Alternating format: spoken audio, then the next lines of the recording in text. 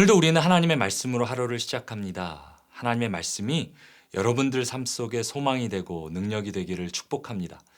하나님은 이스라엘을 하나님 백성 삼으시고 구원하십니다. 하나님이 베풀어 주신 기적을 통해 이스라엘은 애굽으로부터 자유를 얻게 됩니다. 하지만 그 기쁨도 잠시일 뿐 하나님은 이스라엘을 홍해라는 가장 큰 위기의 한복판으로 인도하십니다. 마찬가지로 때로 하나님은 우리를 인생의 홍해 가운데로 인도하십니다. 왜 우리를 그 홍해로 인도하시는지, 그렇다면 우리는 인생의 홍해 가운데 어떻게 반응해야 하는지 오늘 말씀을 묵상하며 살펴보도록 하겠습니다. 5월 7일 금요일 말씀으로 여는 행복한 하루. 오늘 키포인트는 이것입니다. 세상 가운데 하나님을 바라보는 것이 예배입니다. 오늘 본문 함께 살펴보겠습니다. 출애굽기 14장 1절에서 4절 말씀입니다. 여호와께서 모세에게 말씀하여 이르시되 이스라엘 자손에게 명령하여 돌이켜 바다와 밑돌 사이에 비하히롯 앞 곧 바알스본 맞은편 바닷가에 장막을 치게 하라. 바로가 이스라엘 자손에 대하여 말하기를 그들이 그 땅에서 멀리 떠나 광야에 갇힌 바 되었다 하리라.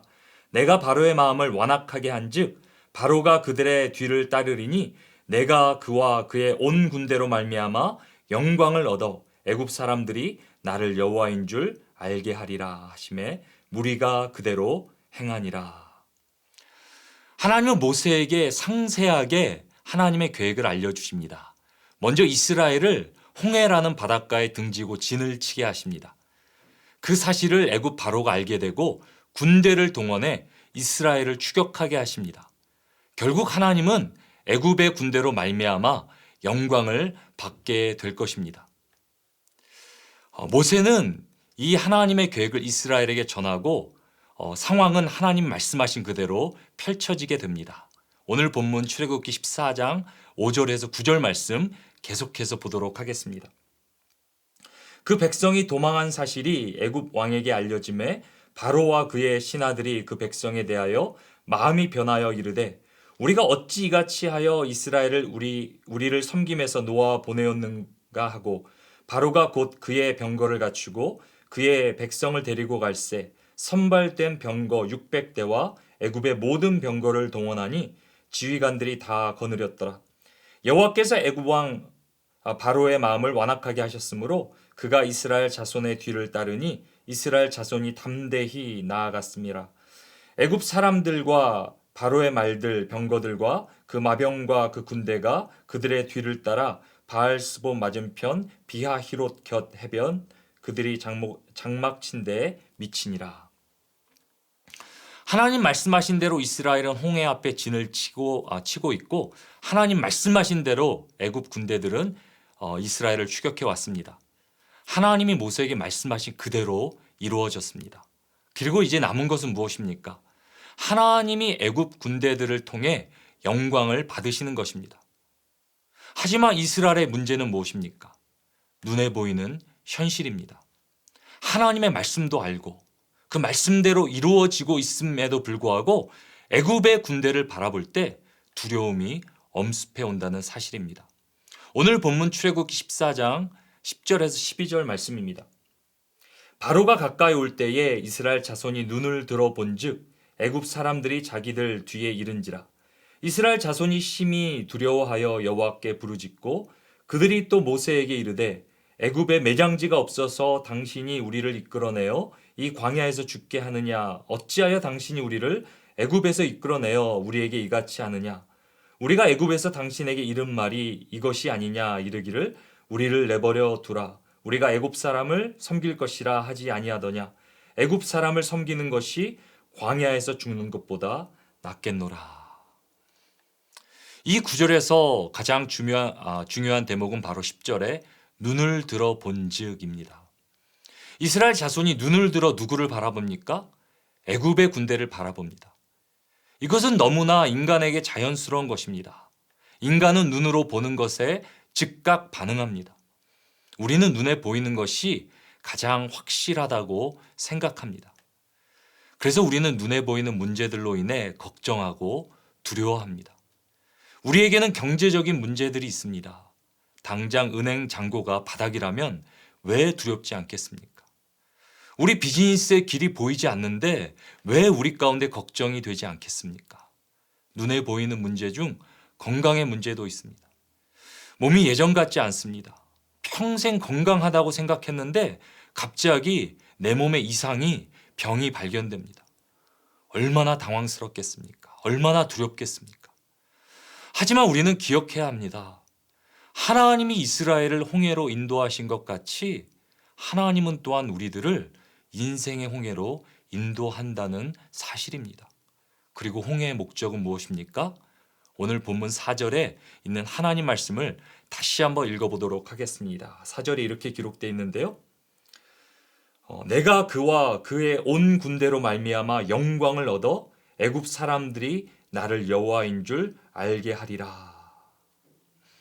홍해의 목적이 무엇입니까?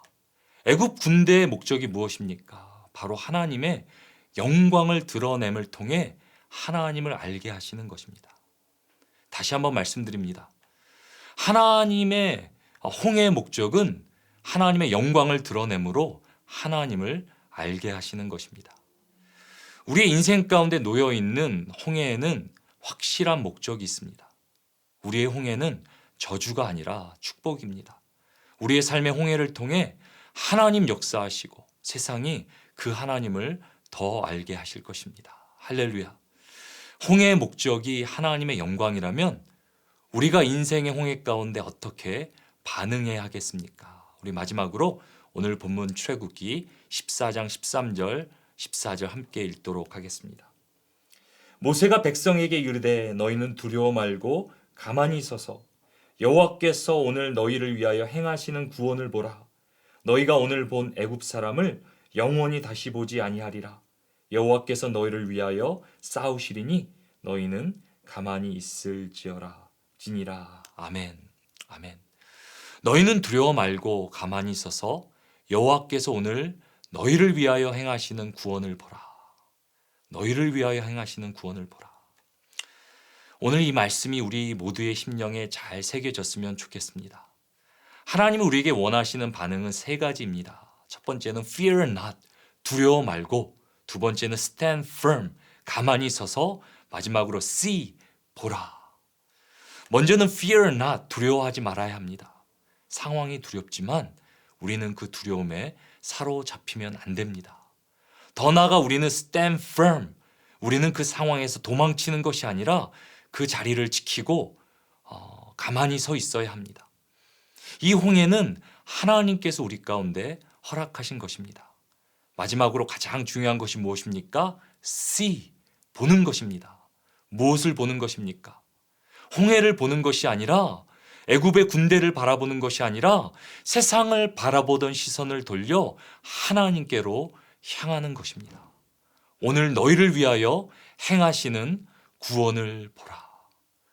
우리는 인생의 홍해 가운데 두려워 말고 가만히 서서 눈을 들어 하나님만을 바라보아야 합니다. 그리고 이것이 바로 삶의 예배입니다. 하나님은 이스라엘을 열방 가운데 예배자로 부르셨습니다. 예배가 무엇입니까? 세상 가운데 눈을 들어 하나님을 바라보는 것, 그것이 바로 예배입니다. 하나님 우리 모두가 세상 가운데 예배자로 살기를 원하십니다. 말씀을 맺겠습니다. 존 파이퍼 목사님은 이렇게 말씀하시는데요. Mission exists because worship doesn't. 예배가 존재하지 않기 때문에 선교가 존재한다. 하나님은 우리 모두를 예배자로 부르셨고 더 나아가 예배가 없는 곳에 예배를 세우는 선교사들로 부르셨습니다. 주님, 내가 선교사입니다. Yes, I am. 우리는 계속해서 주빌리 30일을 통해 하나님께로 회복되어지는 리셋을 꿈꾸고 있습니다. 하나님을 향한 예배가 우리 가운데 더 나아가 이 세상 가운데 회복되기를 소망합니다. 하나님이 여러분들에게 허락하신 홍해가 무엇입니까? 여러분들은 그 홍해 가운데 어떻게 반응하고 계십니까?